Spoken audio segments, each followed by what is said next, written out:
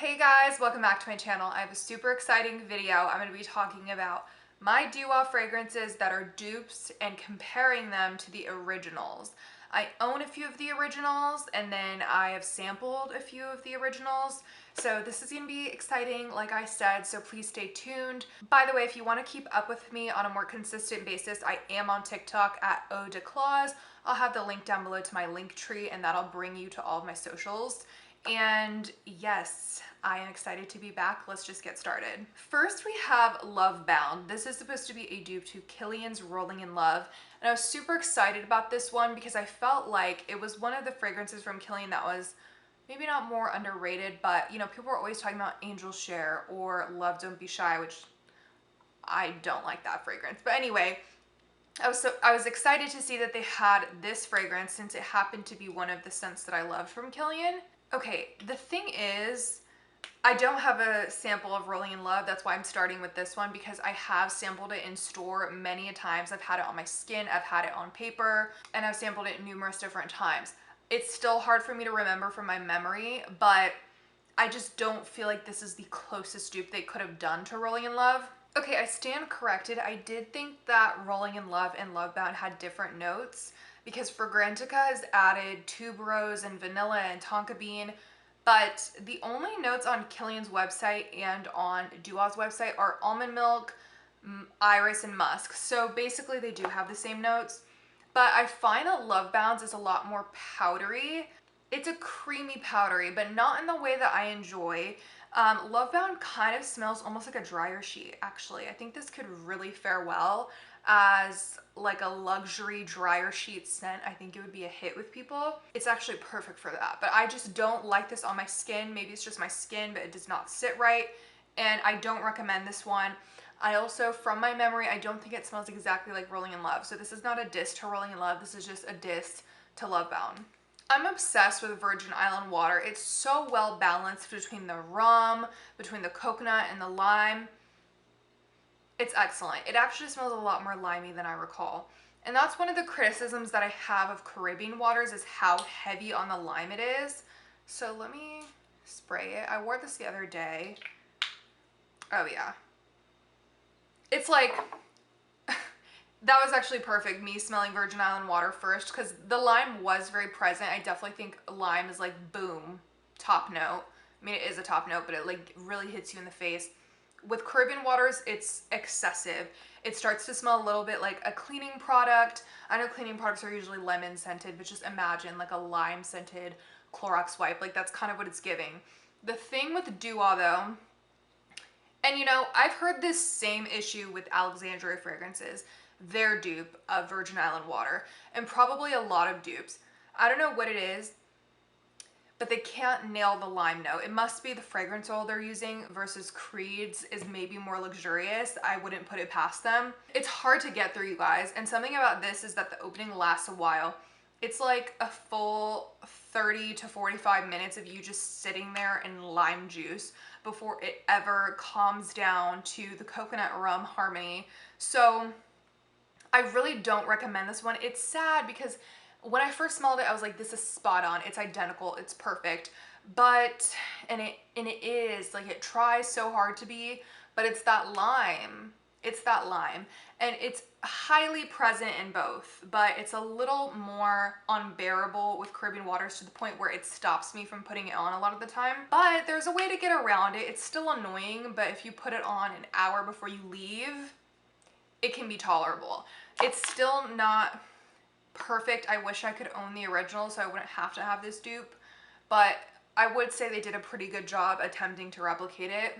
Okay, then we have Princess by Duo, one of the latest dupes from the line. And then we have Kilian's I Don't Need a Prince by My Side to Be a Princess, of course. And so this, y'all remember the drama on my channel. I mean, there was really no drama. It was a one-sided drama, but you know, it was a whole ordeal. I basically got my hands on the 3.4 ounce.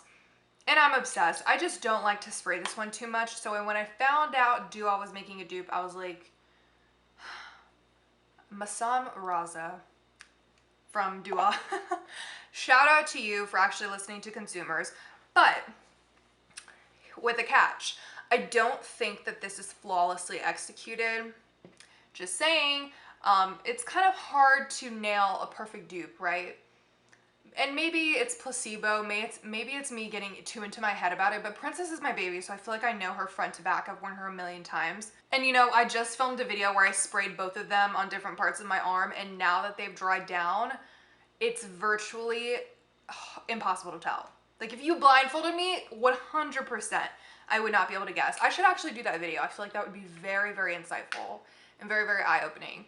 But okay, so basically Princess is comprised of ginger, lemon, green tea, some other things. I've come to realize it's a matcha powder at the end of the day. Like something about this fragrance is powdery. I feel like people don't really use that word to describe Princess a lot. Maybe I'm wrong, but it's 100% a powdery fragrance.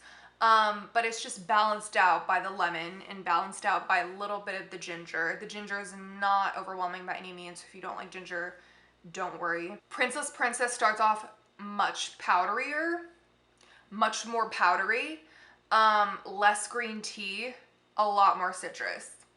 I know that sounds like a whole mess. It sounds like, okay, it's not even Princess anymore, but it is. And on the dry down, it comes through. I will say for the longevity of all these, it's pretty much the same with Duas, like 4 to 6 hours, depending on which one you wear and how much you spray. I do recommend this one. The opening is not as harsh. I mean, the citrus is still so harsh and it is powdery, but it's not as bad as Caribbean Waters to where it's so unbearable. Like I still wear this all the time. I'm gonna wear it to bed tonight. It's definitely a great backup to the original. I still say that the original is not so outrageously priced to where you shouldn't splurge. Like definitely I would recommend to splurge. Okay, then we have Cherry Casino, and I was not gonna get any of these Lost Cherry dupes because I already have Lost Cherry, but then I realized I'm dumb and this is one of the most overpriced fragrances on the market and one of my favorite fragrances on the market. So maybe I should definitely get a dupe so that way I don't have to waste my precious money. And also maybe I could just do a spray of this and then layer it with the dupe. You know what I mean? Just like thinking smart. So amazing, boozy, sour cherry. It's everything.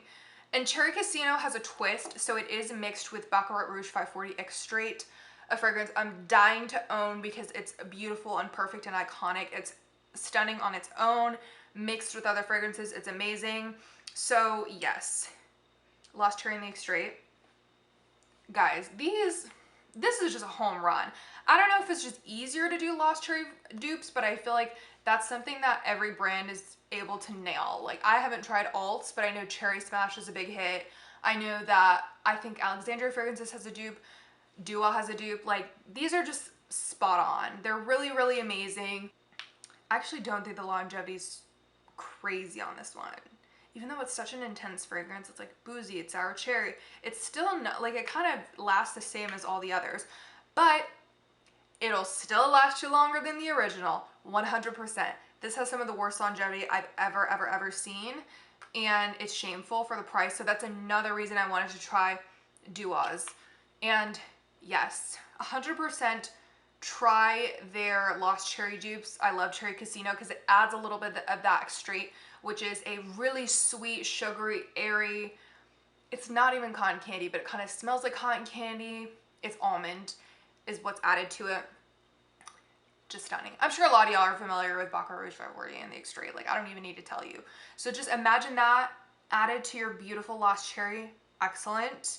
I feel like it doesn't change the DNA too much. And what I will say is that I've tried 2 fragrances that mix with the Baccarat Rouge X Straight, and it's usually always like 20% of the X Straight and then 80% of whatever it's mixed with. So this is heavy on the Lost Cherry.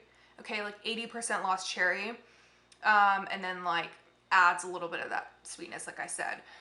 Last one is another newish one. Princess is newer, but this is Miss Congeniality. This is a dupe for my love, my adorable queen. Literally my #1 signature fragrance. Delina Exclusive Parfums de Marly. I'm dying to get my hands on Oriana, by the way. Anyway, so when I first smelled Miss Congeniality, I was like, this is spot on. You're joking. You're joking, like the best dupe they've ever done. After pondering some more and wearing them some more, there are differences, okay? There's a catch. And I still prefer my queen. Like she's just undisputed royalty. Do you see her? She is creamy. She is strong but soft. You know, she's that woman that has a presence. She's not mean, but she's confident and she makes a statement, but she's not obnoxious. Miss Congeniality can get a little overwhelming because it's kind of like Delina exclusive in bold, and Delina exclusive doesn't need to be boldened. She is already creamy and rounded out and perfect. Like I said, she's there. She doesn't need to be there more. And I find that Miss Congeniality just asserts herself a little bit more. I don't know what it is. I don't think it's the lychee. It's not fruitier. Maybe it's the oud. Like they added more oud, which wouldn't surprise me because Dua does a lot of like oud fragrances. It's really, really nice. I've heard a lot of people say that it's the exact same thing, and maybe they're just not being as picky as me. But you guys, like, definitely, if you were to wear them on different days, you would see a difference, because I did that. I was testing it out. I was like wearing this for a full day, then I would wear this for the full day, and it's just like such a difference. Like this would be so much more like delicate and feminine, cutesy, and then this was still cutesy, but it was more like boom and hot. I'm not even making sense. Like, it's giving very much Jeremy fragrance. So I'm gonna go, you guys. Like, I hope that was helpful. Let me know if you have any questions down below out of the ones I've shown you. But yeah, you guys, thank you so much for watching. I just forgot that I have sampled Drowning in Vanilla, which I think is a dupe of Nishani's Ani. I've never tried Ani, but that scent was so spicy, so overwhelming. I did not like it. Just a little side note. Thank you again for watching. Let me know what you would like to see down below, and I'll catch you guys in my next video. Bye!